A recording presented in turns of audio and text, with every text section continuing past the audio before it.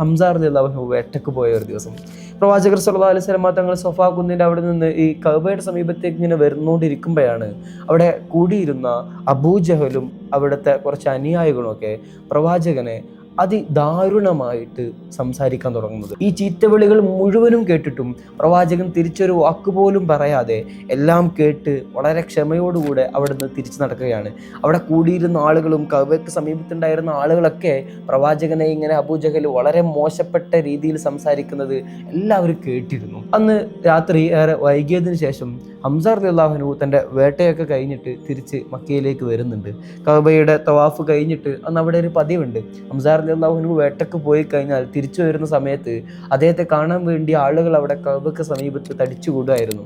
അദ്ദേഹത്തിൻ്റെ വേട്ടക്ക് പോയ വീരസാഹസ കഥകളൊക്കെ കേൾക്കാൻ വേണ്ടി എല്ലാവരും ആവേശത്തോടുകൂടെ ഹംസ റളിയല്ലാഹു അൻഹുവിനെ കാത്തിരിക്കും.